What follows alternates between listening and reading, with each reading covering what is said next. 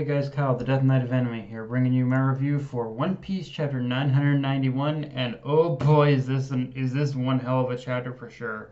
Because, okay, so before getting into the review itself, supposedly One Piece is going on another 2 week break, and this is one of those times where, on one hand, I want to believe that from the reason as to why there's going to be another 2 week break is because it's Oda once again meticulously planning out the details for the next chapter, especially with him being so close to that, again, to reaching chapter 1000 and that 1000 mark. But with this break pretty much consecutively happening after the release of this week's chapter, which already went through a 2 week break, it does raise a small alarm bell to me and makes me hope that Oda is feeling all right, like he's not like sick or anything. I mean, like I said, I'm sure it is more than likely him making a plan, especially considering what went down in this chapter, but in the tiny percent chance it's not, yeah, I do worry and I hope Oda's okay. Like again, I'm worrying over nothing. I'm sure it's basically all part of Oda's plan or something to do with Shonen Jump. But yeah, I'm like I I do every time something like this happens, I do get a little concerned. um, Now, with that said, there's two things of note to talk about in this chapter. The first is Apu, and whatever you think about the character himself, like whether you think he's annoying or whatever else, one thing I can't deny is that Oda is really utilizing him in a way where, as of now, he is honestly the biggest roadblock that has prevented our heroes from reaching Kaido. I mean, don't get me wrong. Everyone that the Straw Hats has faced up to this point, ever since they started invading Kaido's fortress up to this point, has proven to in some way done something to slow the Straw Hats down in some way or another. But if you really look at everything that Apu has done in this back half of the arc and this invasion of basically from Onigashima, Apu is the only one who's genuinely stopped the Straw Hats from moving forward. And granted, that's probably going to change with Drake stepping in to fight Apu, but he really is one of the few I am seeing as a legitimate obstacle, which is honestly a far cry to how I thought of him before. This arc on this back half of the arc has honestly done freaking wonders for pretty much Apu and just how much of a threat he really is. And I can only be happy for that because like I said, I'll be honest, Apu was definitely one of those characters that I thought, he just kind of exists. But he's always kind of that character that just kind of existed, but the way Oda's been utilizing him in this arc has been it's been honestly fantastic, honestly. The other thing is that we get a pretty cool setup with Frankie potentially fighting one of the giants, which I am all for since it's been a bit of time since Frankie had a good one-on-one fight. I think his last one was with Senor Pink in Dressrosa, but even more so, this is definitely setting up. I think this in some ways is kind of setting up a pattern of Frankie definitely fighting bigger enemies in the future. Like the enemies Frankie keeps fighting keep getting literally bigger and bigger. Like he's definitely proven he's someone who's going to be fighting giants a lot of the time, and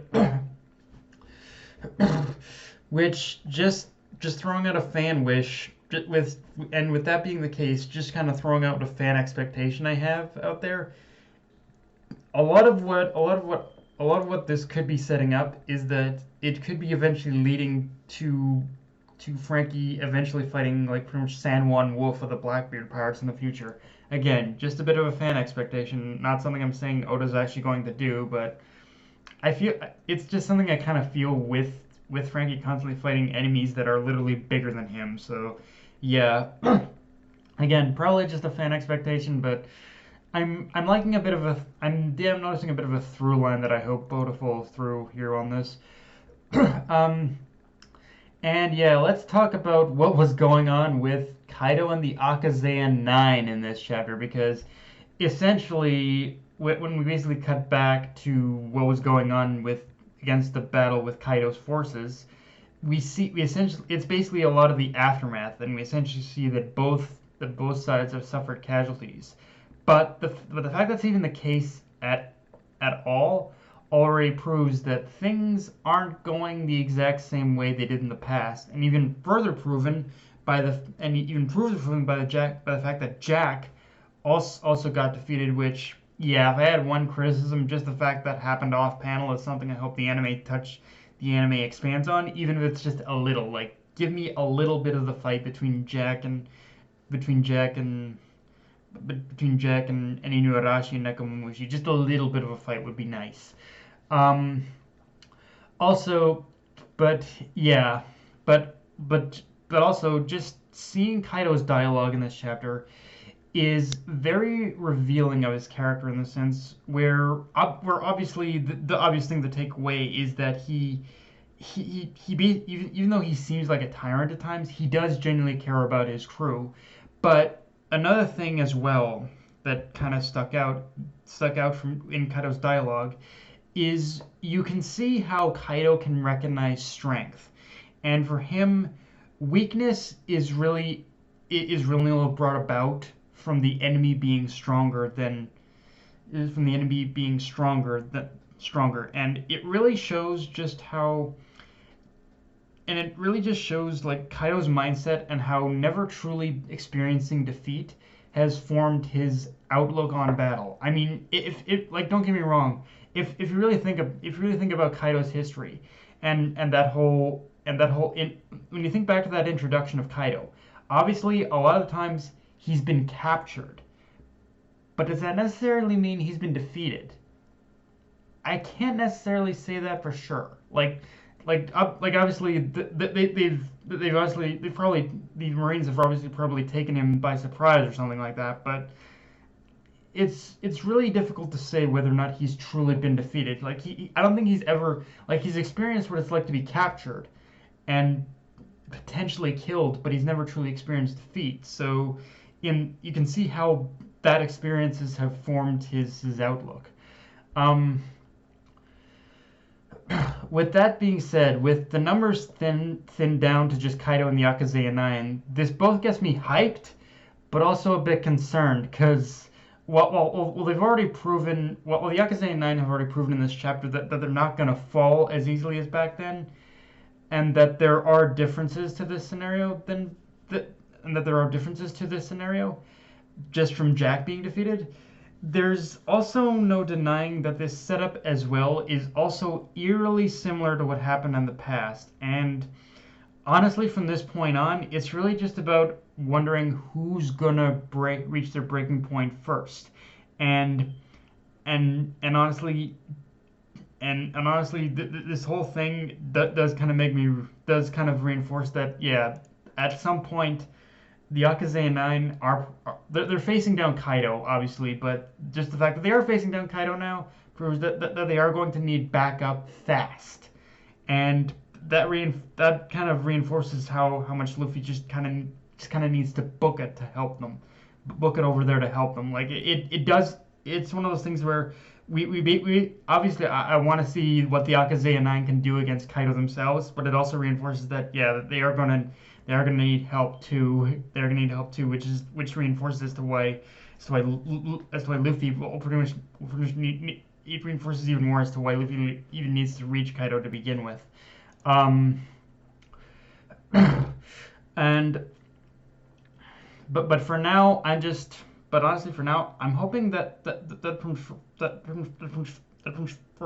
whatever Oda's planning for the next chapter when it finally does drop, I want to see like an entire chapter or two at minimum dedicated to the Akaze 9 battling Kaido. Like honestly, like Oda's kind of skipped over a few fights I wanted to see, but this is one fight I think even he knows he can't skip over. He needs to see it. We need to see a battle between the Akaze 9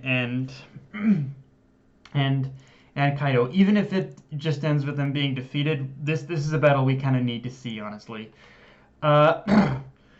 So with all that said, though, I want to talk about the beginning portion of this chapter with everyone fighting over whether or not to team up with Drake, and then Luffy simply saying it's okay, which obviously follows with Zoro just not accepting, just not accepting right off the bat, and just continuing to to get into a bit of a quarrel with Drake, which which and it kind of fits into what we already know about Luffy in the case where we're looking at, but in this case we're also looking at it from Drake's perspective. Like he's experienced he's and how he's experiencing what Kobe has more or less been telling him about Luffy leading up to this moment.